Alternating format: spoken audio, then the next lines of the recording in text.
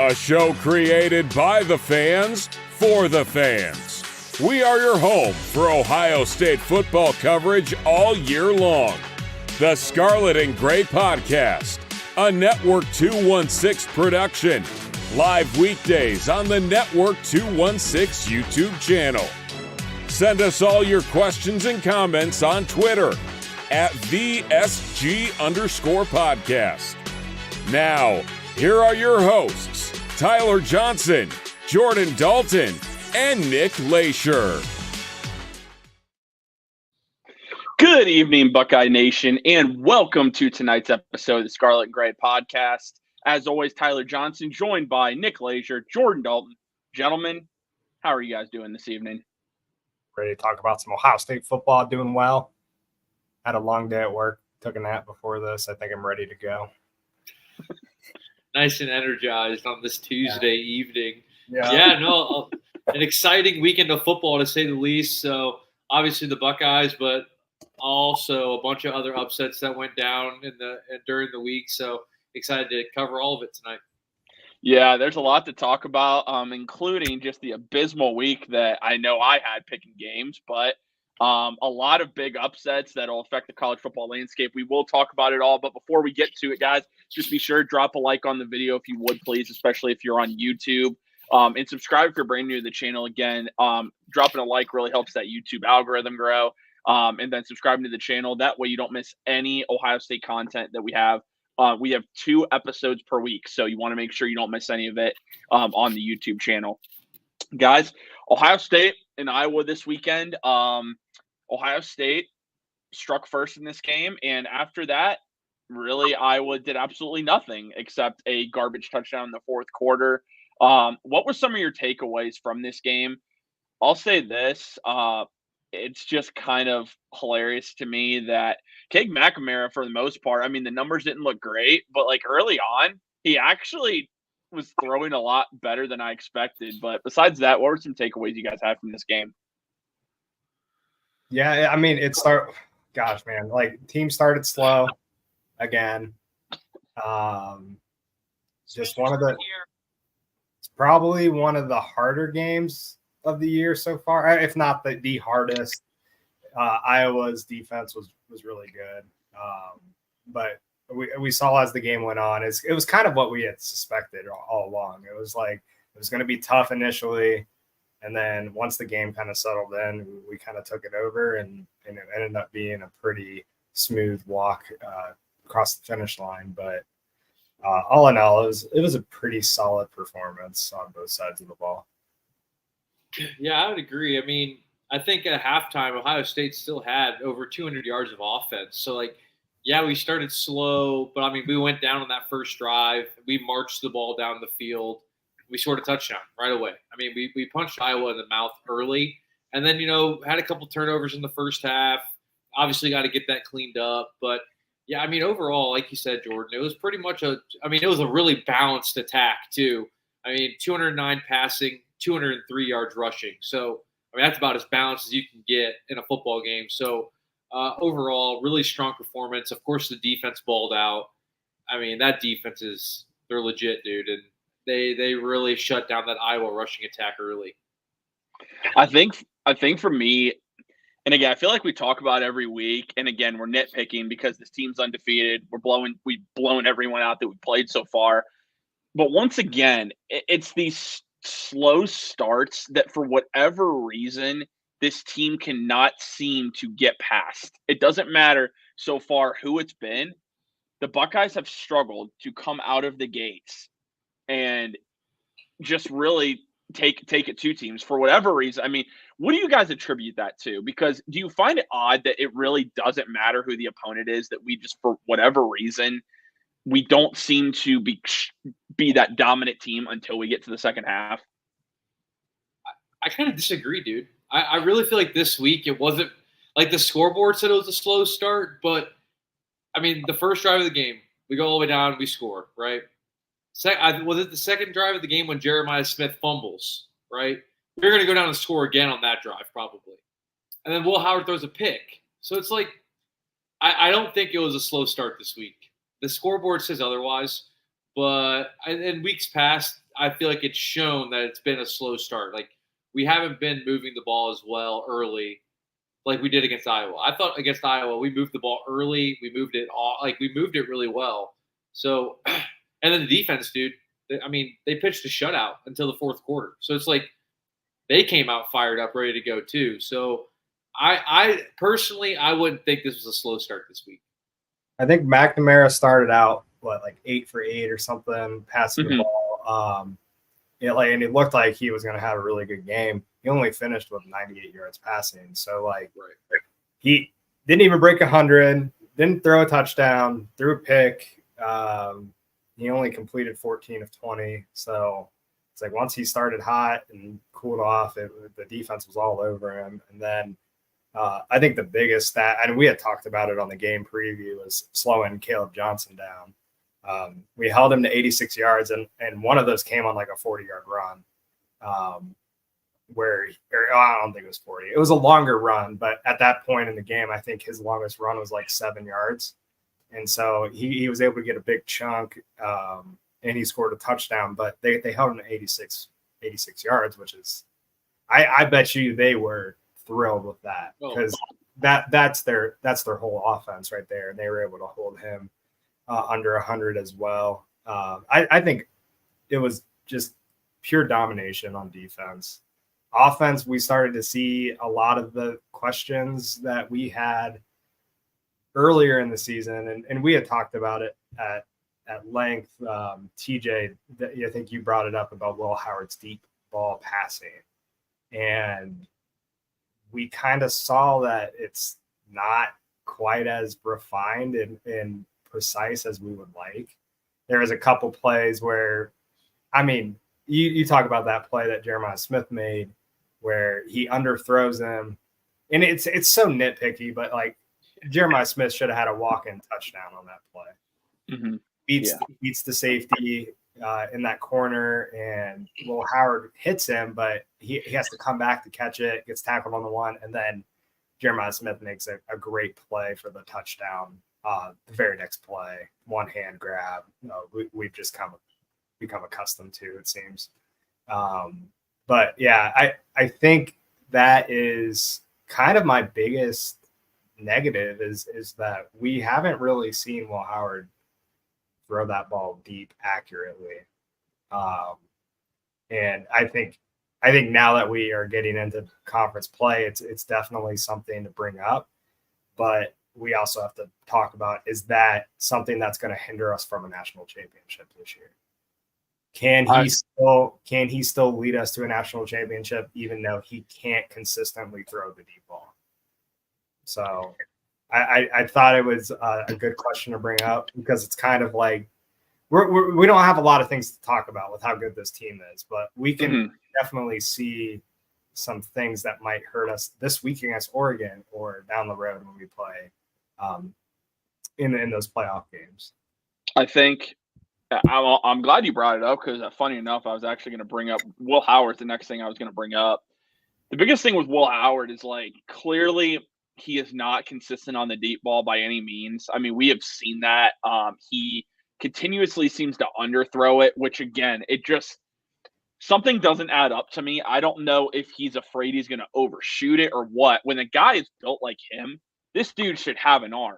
He has an arm. It's not that he doesn't have an arm. It's like you said, he's afraid to overthrow it, and he always misses short. He's got to let it rip. He's got to let it rip, dude. Because I personally, he's built and again, this is when you're talking Will Howard, he came to Ohio State to basically have another year to prepare for the NFL. And Will Howard has what you want as far as an NFL quarterback. He's got the size. He's got the athleticism. He's not a great athlete, but he is an athlete that can make plays. And, honestly, he's good in the short intermediate game. He's good in the medium passing game.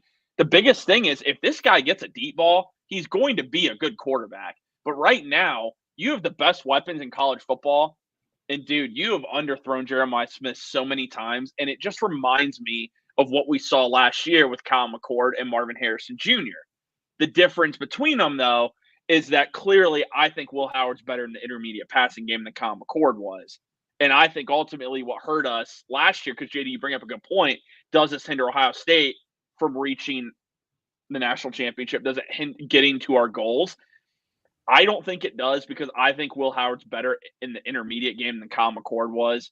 And I think if Will Howard can just be as good as he continuously is in short, intermediate, if he's somewhat off every now and then, like if he's still completing some deep balls, even though they're not pretty, that's what we need at that point. Like, I'm not expecting him to magically just hit deep balls every single week, but if he can get some completions, that's good. He just has to show, and I think you guys would agree, he's got to show the defense that he can throw it down the field.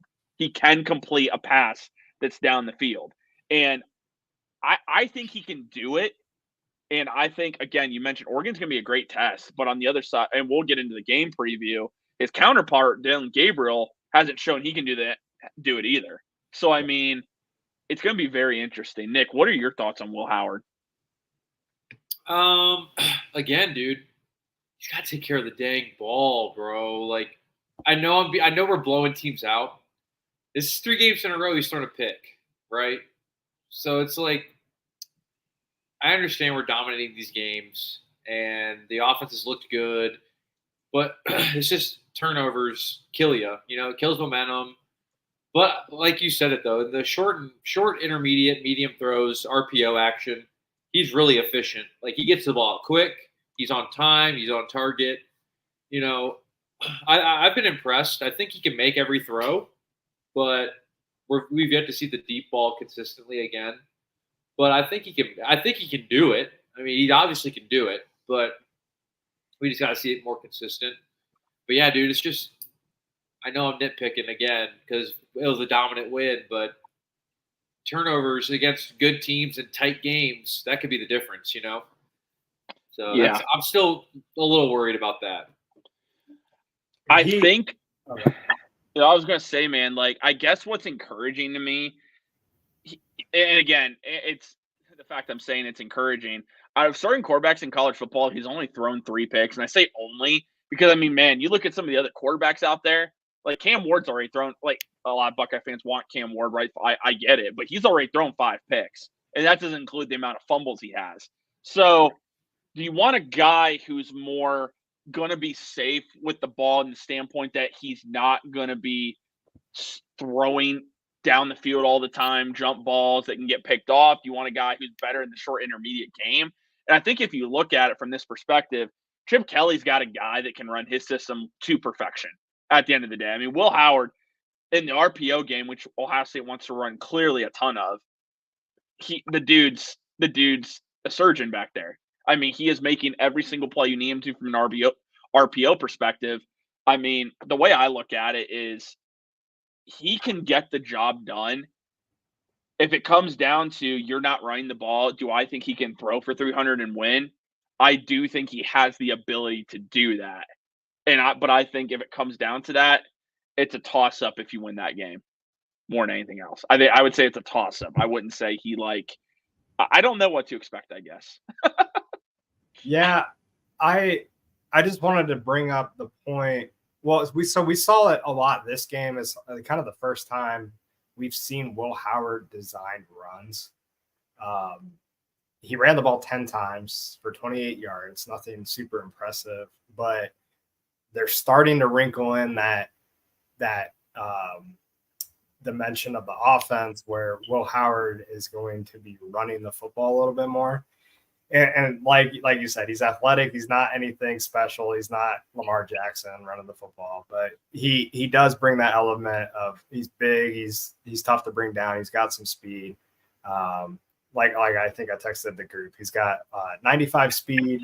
What was it? 80 speed, 80 acceleration, 50 change of direction, 50. Yeah.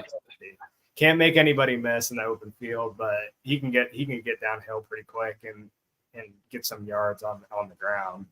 So I thought that was kind of interesting. And the biggest thing I see when I see Will Howard play, it reminds me of another Ohio State quarterback and another offense that we've seen, is he reminds me of JT Barrett in the way that he plays within the offense. He's not going to do anything to hurt you. He's going to make all those easy throws.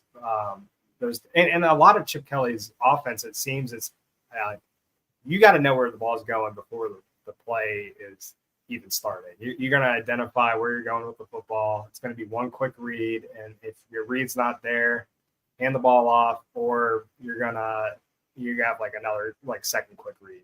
And then we haven't really seen like a super large amount of like long developing plays, but the offensive line has held up well enough where it's not mattered. If we do have a long developing play, Will Howard's able to make those plays work.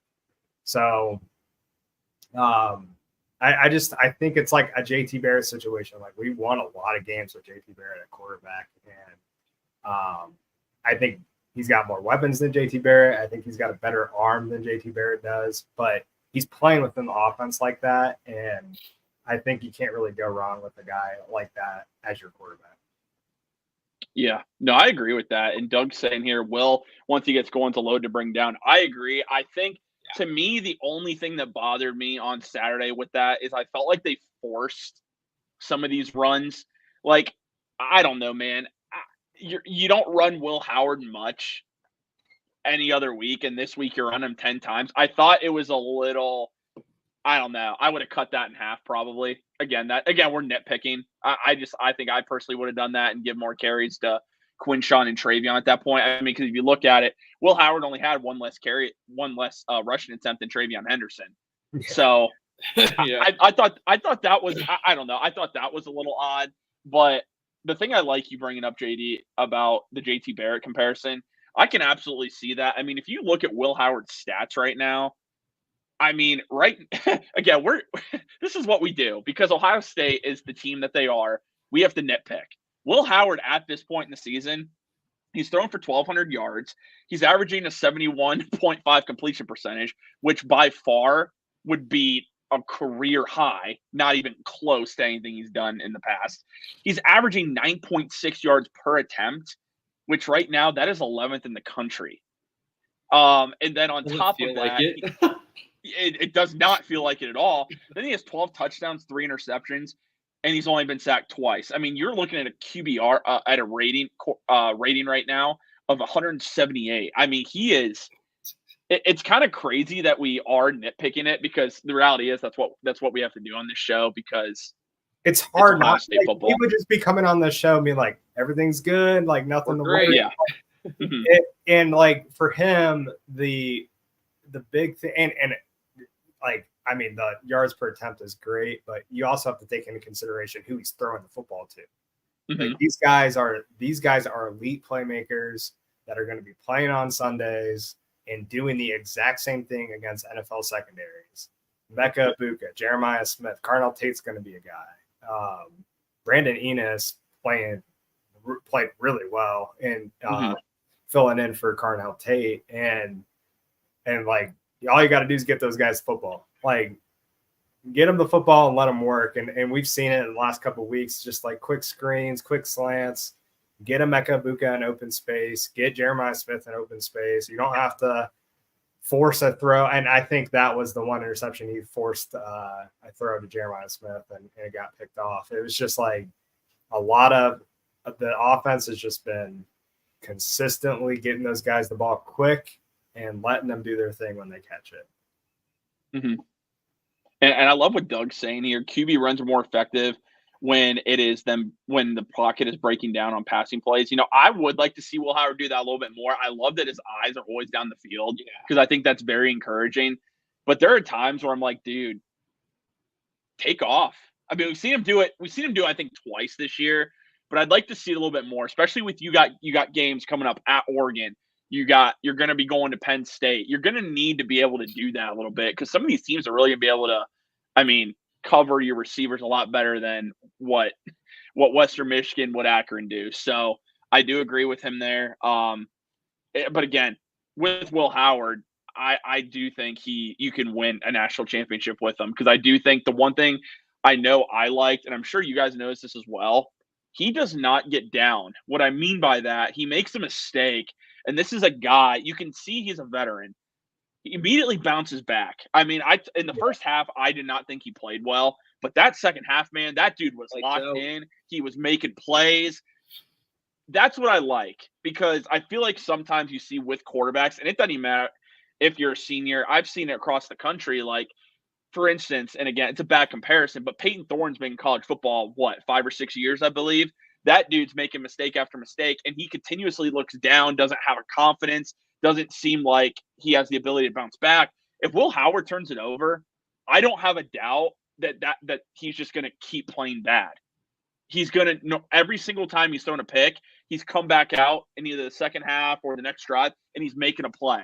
And I think that's what you really want to see from your quarterback. So I think regardless if he's thrown 3 picks in the last 3 games, which is not what you want, that's not a trend you want to follow, I think it's encouraging the fact how quickly he bounces back. And in college football, you have to have a short-term memory, and especially when you go on the road. Hey, I can also say the same thing for Jeremiah Smith bouncing back after that fumble. Yeah. Just making 2 great plays, and he's just, he's still got some freshman tendencies, but man, he really can do the thing, He's nuts, dude. Like, it's crazy. It We're really very is. lucky. Dude, that, you know what? I'm glad you brought up Jeremiah Smith, JD, because that brings up a really fun conversation. Emeka Egbuka had 3 touchdowns on Saturday. Jeremiah Smith, of course, had 1. Jeremiah had more receiving yards. Emeka had more catches.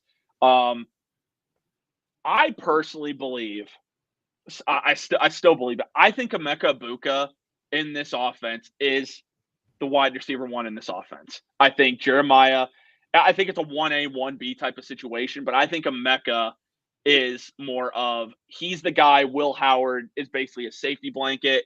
And I think we saw that a lot, especially on Saturday against one of the better defenses that Will Howard will see this year. Iowa is. And at least for me, I think too many people, Buckeye fans, because everyone is amazed by Jeremiah Smith, and why wouldn't you be? A guy who is 18 years old coming in making the plays that he is just not common. But Emeka Egbuka, I still think I think he's still one of the best wide receivers in college football. And I think personally, he's been overshadowed a little bit by Jeremiah Smith. And I think on Saturday, Buckeye fans saw that, yeah, this guy is still our top wide receiver. What do you guys think? Is it Jeremiah Smith? Is it Emeka Egbuka? Again, just kind of a fun conversation. It's definitely Emeka still. Like you said, I mean, he's kind of the safety valve. I feel like Emeka is always open. And it seems like there's a lot more first reads that are going Emeka's way. And then, okay, second read is there. It's Jeremiah Smith down the field. Great. That's awesome. But when it's 3rd and 3 and you need a first down and you're not running the ball, you're trying to get Emeka open, and you're going to try to throw it to him because he's going to catch it, and he's going to always be open. So, yeah, I mean, Emeka is still the guy. I mean, 9 catches, 71 yards, 3 touchdowns. That's a great stat line. That is the model of consistency. He's going to catch the ball. He's going to catch the ball in the red zone when it matters, in tight coverage too, which he did a couple times on his scores. So just the ability to track the ball in the air, it's unmatched with Emeka. Yeah, I actually texted you guys during the game, and I was like, is it crazy to think that Emeka Egbuka is the wide receiver 1 on this team with Jeremiah Smith on the field? And you guys both were like, yep, we agree. Like, he's more polished as a player. I think I agree with you, TJ. He was overlooked by Marvin last year. He was hurt. He didn't play a ton. When he did get on the field, it wasn't consistent after having a really good year the year before. And so I think a lot of people kind of forgot about him. And then now that he's healthy, they bring in Jeremiah Smith. Like, he's just not there in the topic of conversation. But after the last 2 weeks, we've seen him just kind of pop off the screen, and he's making all these big plays all over the field. Like, I'm not even kidding you. The 3 touchdowns he had, I was like, oh yeah, there's Jeremiah Smith again. And then I'm like, oh wait, that's Emeka. That's Emeka. I was like, oh my gosh. Like, there was I think one touchdown he caught. I was just like, man, Jeremiah Smith again. And then her 2. And I was like, oh, I forgot we got all the guys, like all these good guys that can make these plays. And so yeah, I think he's still number one. Jeremiah's not far off by any means. And then Carnell Tate is the perfect number 2, number 3. Super great. Like, he's a great route runner. He has great hands. He has pretty decent speed, and he's got pretty good size. So, like, they just got guys all over the field making plays. I think really the biggest question mark on this team is on the offense. You know what I'm talking about? Talking about Will Howard. No. The offensive line? It's the tight end, baby. Oh, tight end. Dude, that is a good point. Hey, Kasmerick had a catch, I think. I mean, we don't have a weapon at tight end. Yeah, we do, but he doesn't play, right, TJ? We don't know. Man, I stand by that, but at the same time, it just really sounds like he doesn't put in. You know what? Let me actually not say that because I don't know. But it did appear, I will say this, when he did get in for a couple plays, even with the backups, the dude just didn't go through he went through the motions trying to set a block. And honestly, I think it's those little things. I really do. And that's probably what's keeping him out. That's what we talked about. Championship football, dude. That's what we talked about on the last show. Yeah, it really is. Play championship football when you're up 35-0 or whatever the score is. You got to be out there busting your tail, you know? Agreed. Absolutely agreed with that. But yeah, again, it is what it is. But I would say that tight end definitely is probably the biggest question mark. Offensive line has been really good this year. I'll have to admit I've been pleasantly surprised. It might keep Justin Fry's job. It very well might. I'm kind of hoping it doesn't because that man can't recruit to save his life outside the state of Ohio. Is it the recruiting that you don't? Is that the biggest thing? He doesn't recruit, dude. Dude, he can't recruit outside of Ohio. State. He can't. So it's right. This is a question I don't know the answer to, and somebody knows. But at Ohio State, is it the position coaches that go out and recruit? Are they the ones responsible for bringing in the players? They are like they're responsible for their position group, and Ryan Day gets involved like with the big as fish. needed. Like let's say a recruit comes to visit. Ryan Day is host. Like the position coach is meeting with them a lot. Ryan Day is too. But that relationship is normally started by the position coach at Ohio State.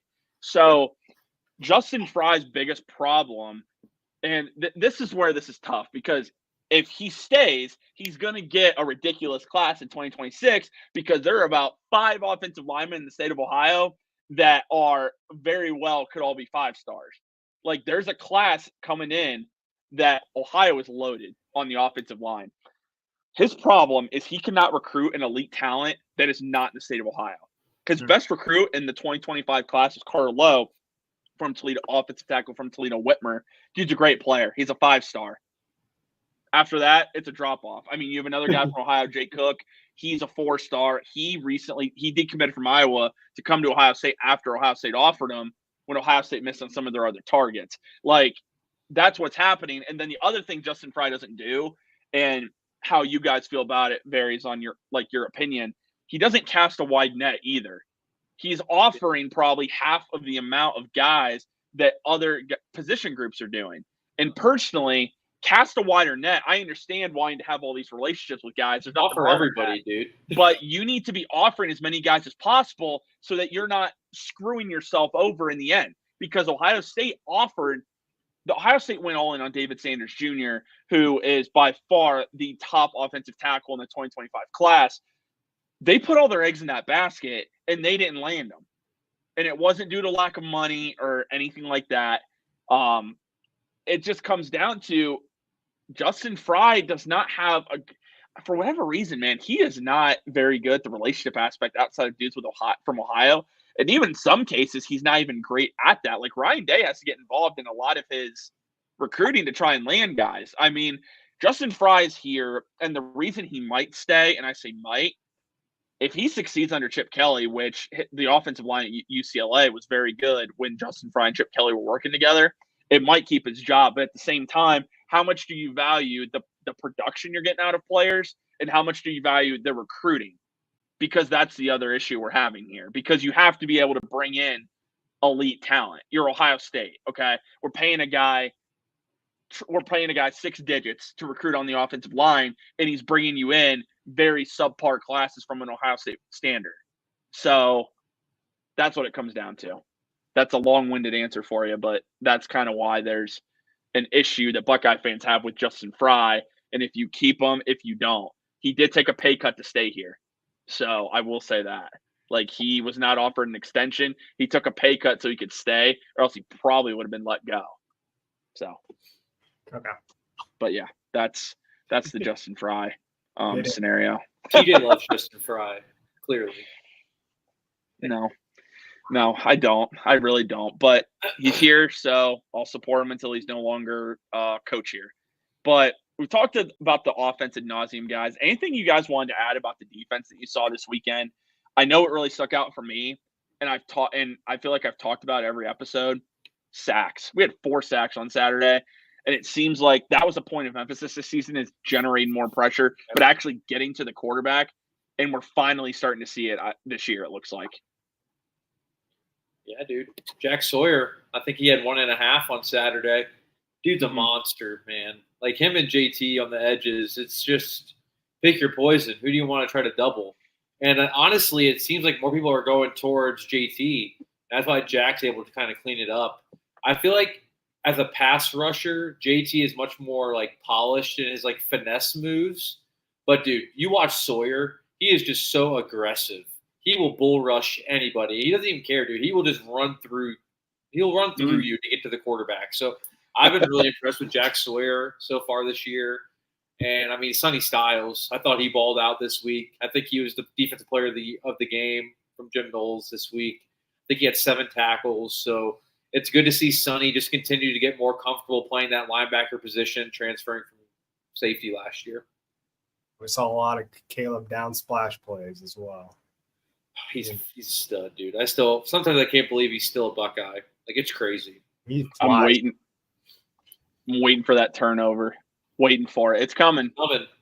It's coming, man. Egbuka got his first one of the year this week, so that's always good. When you can get your first pick as an elite corner like Gabe Ignosin, it just allows him. Like, I know Ryan Day at his presser today said it just allows him to play free now. He got his first one, and now he can just kind of play free. He doesn't have to try to force anything. He just let the game come to him more naturally. Mm-hmm. Yeah, and there were actually 3 silver bullets from this game. Sonny Styles, Jack Sawyer, Davis, and Ignosin. So 3 of them. Something you absolutely love to see there. But I think, like, going back to the defense it just seems like, and again, I know it's a veteran group, but does it just seem like Jack Sawyer has a better feel for the game this year? Like, Jack Sawyer, to me, seems like he's taken it to another level. And I know that's kind of crazy to say. Like, this is a dude that how does a 5-star, how does it take him this long to get to this level of production? Because it does make you wonder. I feel like when he first got there, they were trying to put him at the jack position, which, like, that's just not his strength. And they finally are starting to play him at DN where he should be. And he just looks like a different player. I mean, also, he looks like he's been in the weight room for 24 hours a day. So it's huge. Dude, he looks like a Bosa boy on that edge, dude. I mean, he really does. Just his physical stature. He just looks like one of the Bosas. And he's starting to play like it, man. He's being dominant, which is what you love to see from your star DN. You know, he came back for a reason.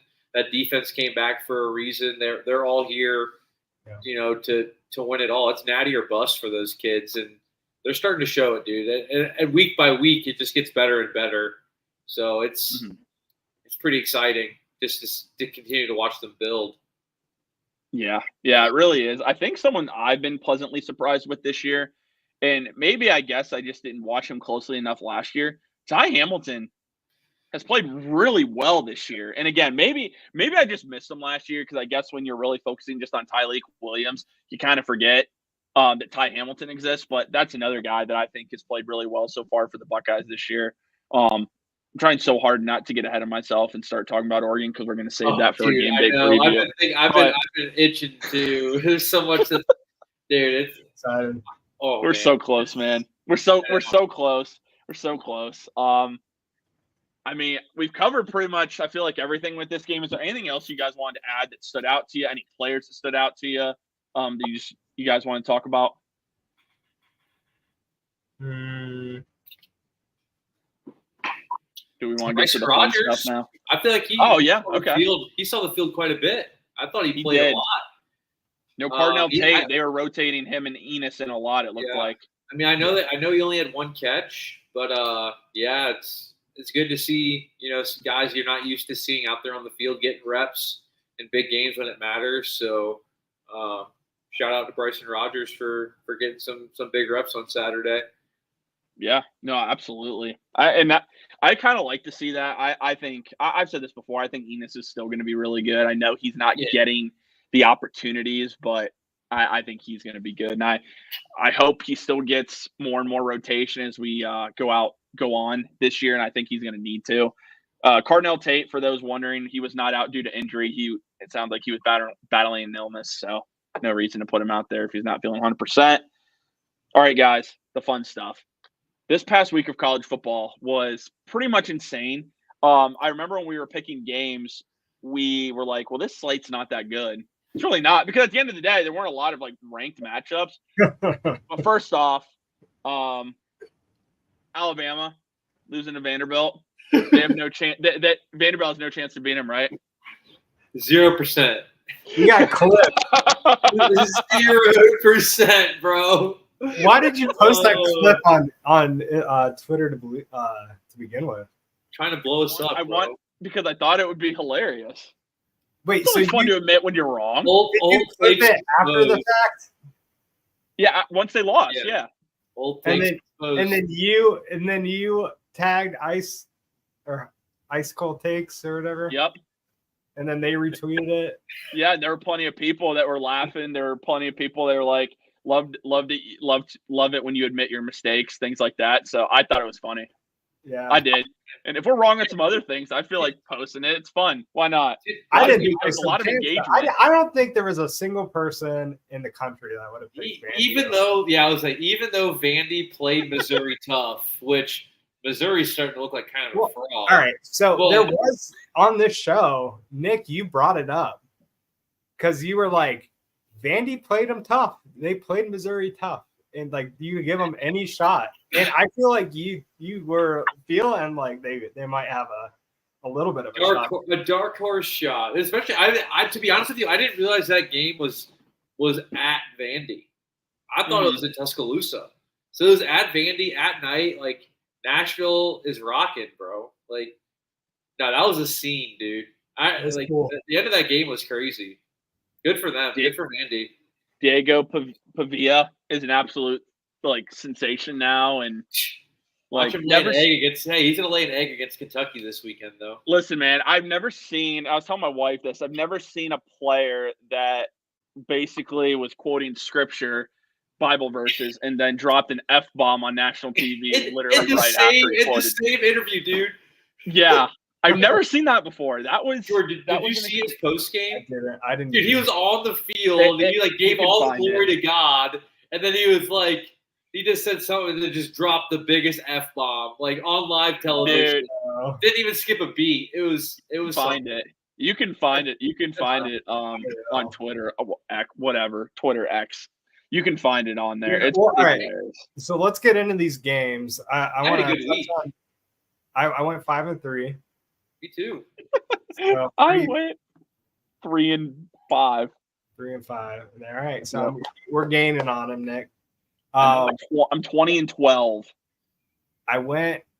So I think it was a Friday night game, Syracuse UNLV. Oh, it was late. Sick about this game. So when I went to bed, I'd watched it. Syracuse was playing well. UNLV was playing well, and it wasn't very high scoring. And I went to bed, and I woke up and I checked my phone to see what the score was. I was like, You were like, what the heck? what happened? Ended up like 44-42. And so I ended up watching it the next morning. And it was just, I think Syracuse got lucky on a couple calls late. There was a pass interference, and then Kyle McCord was able to get it done. And it was a really good game. UNLV pissed that game away. Dude, yeah. Jordan, you had Syracuse, didn't you? I did. I picked Syracuse. Yeah, see, I think, TJ and I had UNLV. I woke up the next day as well. I look at my score. I'm like, oh, what the heck? I was like, well, UNLV is going to win this game, dude. And then, Syracuse goes to Vegas, West Coast, and win in, what was it, double overtime or single? Single. It was single overtime. Yeah. Still, like, what the heck? Just craziness out in Vegas. All right, guys. And then I picked Missouri. They got that. They got everyone. Dude, I literally saw that Missouri score. I'm like, well, they're not winning this one. This is bad. It was bad from the jump. It was bad. Rutgers and Nebraska, 14-7. That's a snoozer. Like, Doug, I passed out halfway through that game. To be honest with you, I had it on. Kick. No thanks. I had it on. I woke up at some point, and I saw it was the fourth quarter. And Miami had a chance to win. I'm like, are you kidding me? Cal just choking that game away was just really depressing. Wait, can we also talk about that team up north going out west and taking the L? And made a quarterback change again. And made another QB change mid-game. So what was the whole thing with Tuttle? Why wasn't he playing to begin with? Because was he hurt? They just didn't play. String. Yeah, third string. I don't know. Clearly, he's their only quarterback that can throw the football downfield. Well, to be fair, Davis Warren can, just not accurately. Yeah. But, dude, the ending of that Washington-Michigan game was crazy. It was crazy. That was a great finish, too. So, shout out Washington for getting a big dub. And that's Big Ten play, man. They had to grind that game out. Had a couple big conversions late. They played tough, though. I will give them credit. They played tough in the trenches. Oh, yeah. Yeah, that game was definitely entertaining. Obviously, Ole Miss took care of South Carolina. That game wasn't really ever in question. Tennessee, Arkansas. Nico, you pulled a Deshaun Watson, bro. You just held onto the ball at fourth down. Like, what are you doing? He actually was smarter because he at least ran for positive yards. I guess, but there's no time. There was no time left. Like, what are you doing, bro? Correct. I was Watson, you'd be sacked for 10 yards. TJ and I were watching that game together, and we just looked at each other like, what is he doing? Like, the game is over. Like, the game is over now. And you lost. It's like, at least chuck it to the end zone. If it gets picked, it gets picked. Didn't do anything. Just said, I'm going to scramble for 6 seconds and run out of bounds. Like, well, buddy, game's over now. Also, Minnesota, shout out to the Golden Gophers. Dude. Big one. Just wild to me. Just a fun weekend, dude. It was a fun weekend. Don't listen to us when we say the slate's not good, because the slate definitely played. Yeah, what do I know? I really like that the two upsets were against so Washington beating Michigan, so a newer Big Ten team beating a legacy team, and then USC losing to Minnesota. It's like, it's just like welcome to the conference. Like it's like for both of them, like they both had to like experience the Big Ten football, and like Washington like playing Michigan in the trenches, like stopping the run and like playing Big Ten football on the West Coast. And then you have USC playing Minnesota in Minnesota. Well, it was in Minnesota, right? Yep. Yeah. I just can't remember because like crowds are the same color. So it was a 4th and 1 at the 1 yard line, wasn't it? And they punched it in. Yeah, something like that. I wasn't watching that one, but I believe that's what the scenario was. Balls to steal, dude. Yeah. Shout out Fleck, man. Yeah. He wanted to get it. He wanted to get the dub for sure. All right, guys. First matchup. First by the way, matchup I'm here. 21-11 on the year. So Nick's got the lead. 18-14. JD's coming, dude. He's coming. Hey man, I told you last week, JD. It takes 1 week. I went 3-5 after I went. Laughed at some of my picks. Dude, so this week. All right. Friday it's night. a monster week, dude. It is. The one that's sticking out to me, because I like to pick a game on Friday if we can. Number 16 Utah travels to Arizona State for a 10:30 kickoff. Utah is currently 16th in the country, and they are 4-1. Arizona State is also 4-1. Cam Rising going to play in this game? We do not know the answer to that. Dude, you know what? I'm going to right now, Utah is favored in this game by, make sure I have it correct, by 6. I'm going to go with Arizona State. I'm going to do it. Touchdown? I'm going to do it. Gosh. I kind of like the Sun Devils also. I like Utah in this game. Yeah, give me Utah. I'm not going to – you know what? I'm just going to go with the team that I think is better. Give me Utah. There you go. That's how you should do it. Okay. All right. Moving I like on. to be edgy sometimes. Me too. Moving on here to Saturday.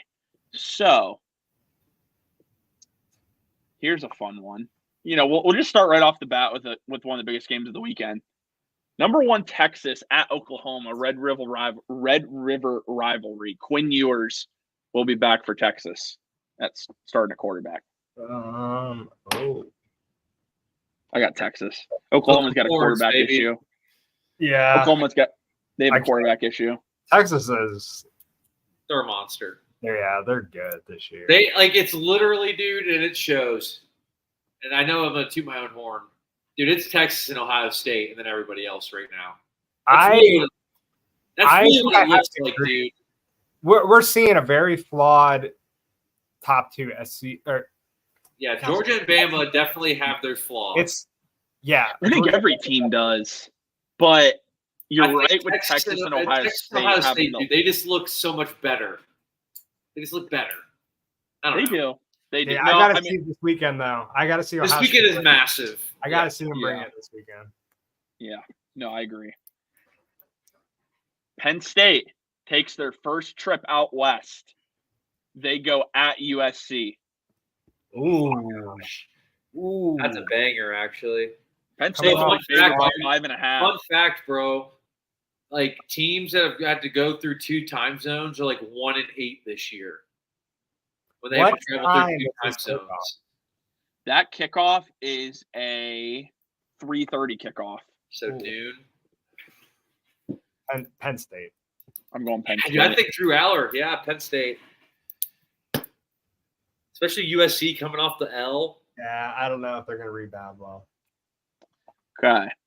Next one on the list. Because there's actually a decent slate.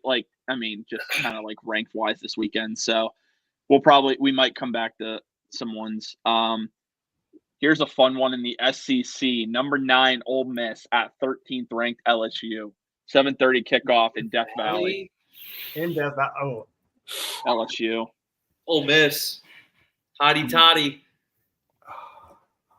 My biggest thing is Lane Kiffin does not, for whatever reason in these games, his teams do not play well.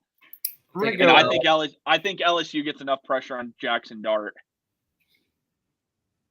Doug, Texas and Oklahoma play in the my goodness, that's a tongue twister. Red River rivalry at 3:30. Sorry. I'm looking at my slate right now. I've picked all the away teams. So LSU, yeah. I'm not a huge LSU fan, but Hottie.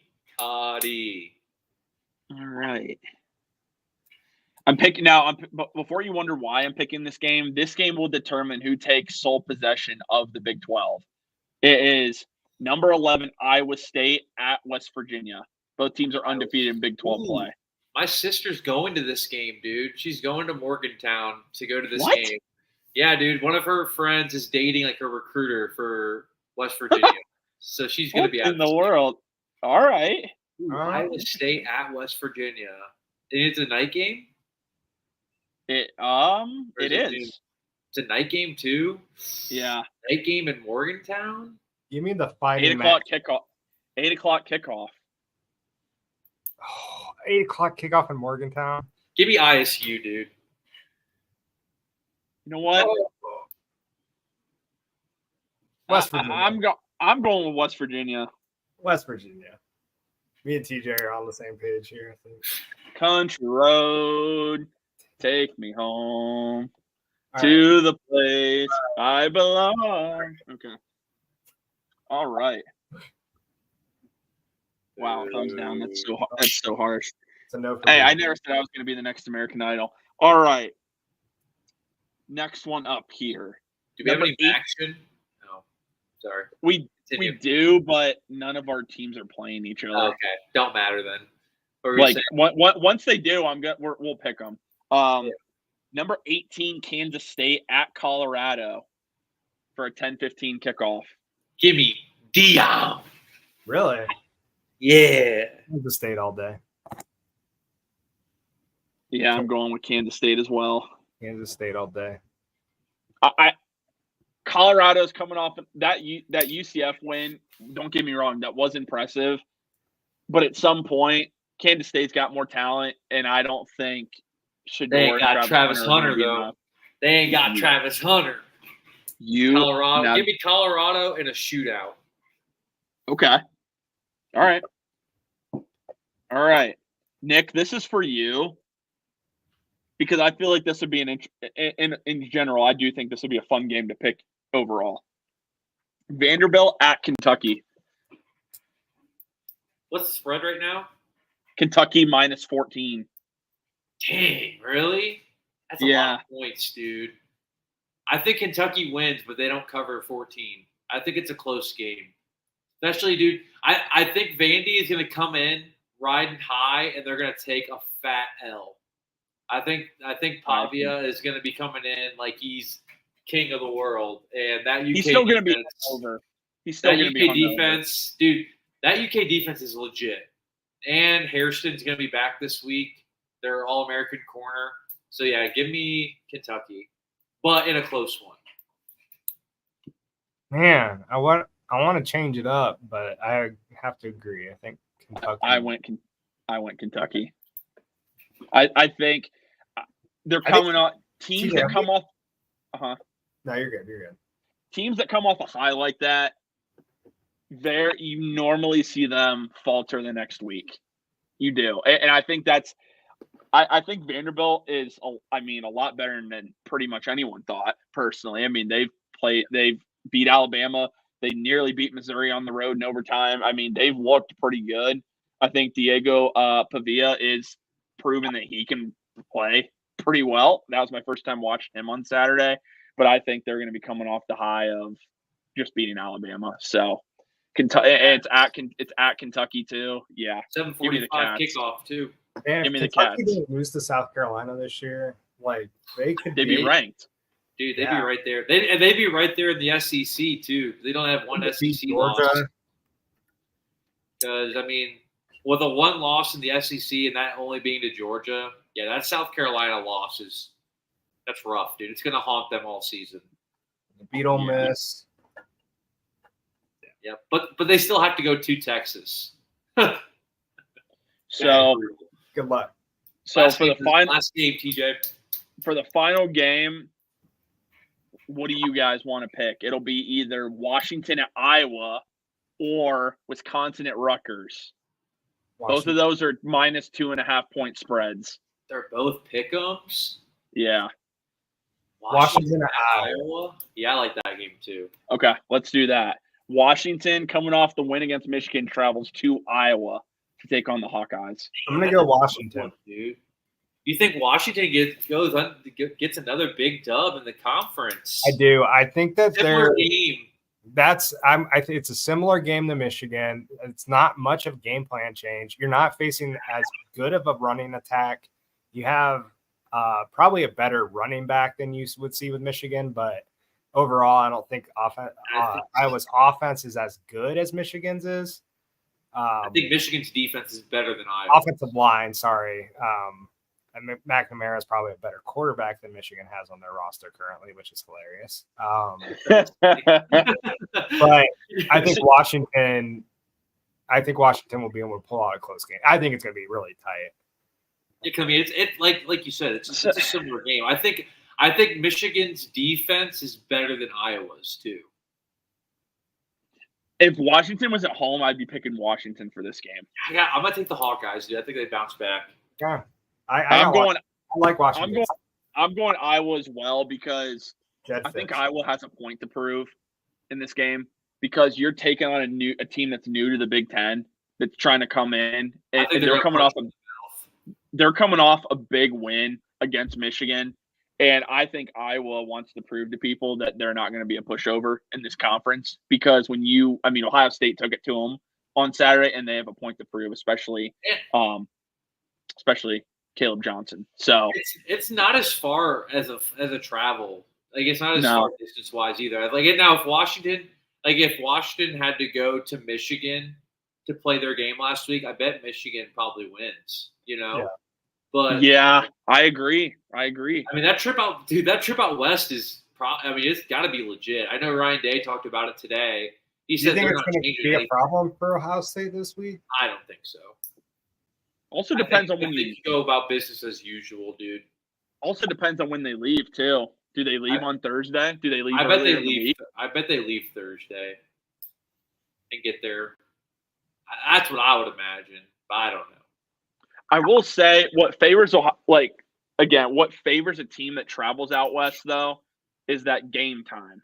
Because if you're traveling out west and they give you a noon kickoff or something like that, that's a lot. That helps you out kind of a lot because you're getting more likely you're used to at least that time, as opposed to I think it was last week. There was one team I can't recall who it was. I really can't. But they were talking about on the broadcast. Miami game. Huh? Was it Miami? I thought it was another one because they were saying a team was playing like a team that was playing at a 12 o'clock game. It was literally like 9 o'clock their time or something like that. Dude, but still, that it would apply for Miami too. Because that's a 10:30 Eastern time kickoff. Like that's brutal, dude. That's what I'm saying.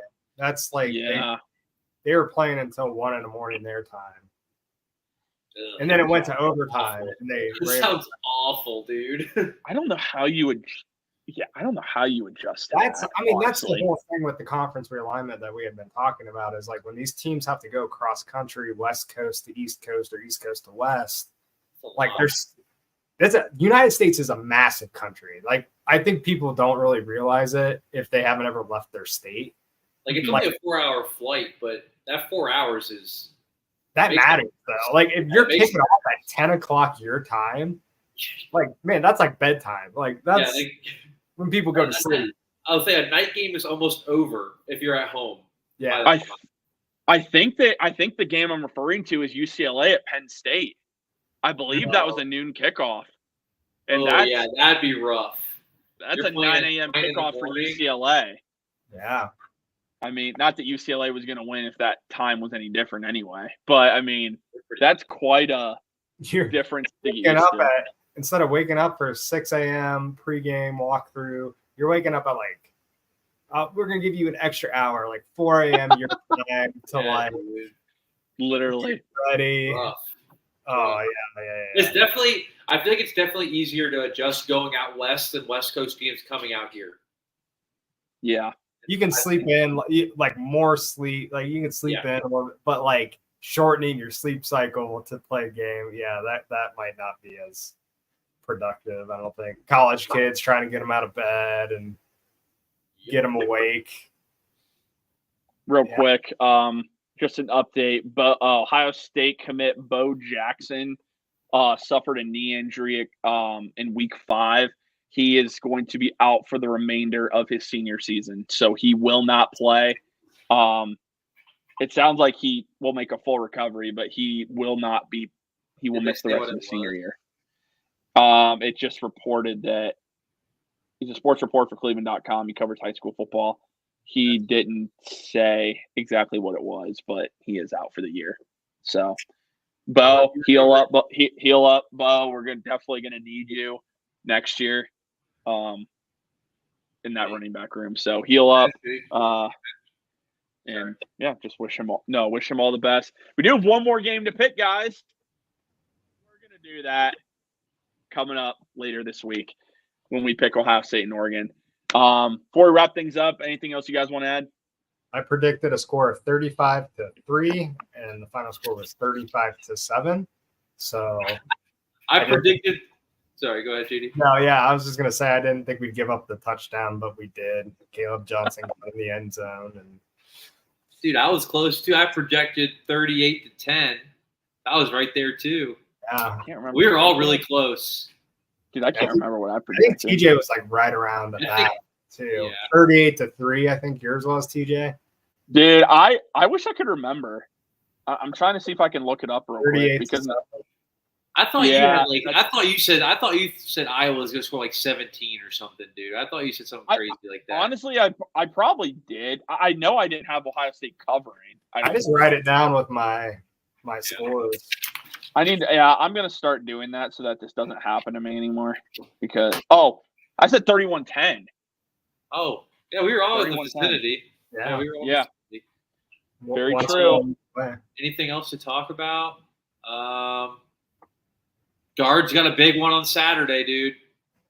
Is it Saturday? Is that game 3? When's game 3? Tomorrow, Is it bro. tomorrow? Oh God, the week is all. This isn't the NBA playoffs where you get 3. We are going to talk about, dude, Guardians, big bounce back at Detroit. Got to bring it home, dude. Alex Cobb on the mound. It's going to be a great day. The Ohio football team that shall not be named sucks. Which one? The one that shall not be named. The one that is north above us. We're both 1-4, so it doesn't matter. I mean, that is true. One has a franchise quarterback. The other does not. I'll leave that up to you. One has a franchise quarterback. The other has someone who should probably be in prison. All right. Ew. Well, on that note, he's not going to say anything nice about him, so I'm not going to do it. That's right. Drop a like on the video if you would. Subscribe if you're brand new to the channel. Talk to you guys all again here soon. As always, go Buckeye.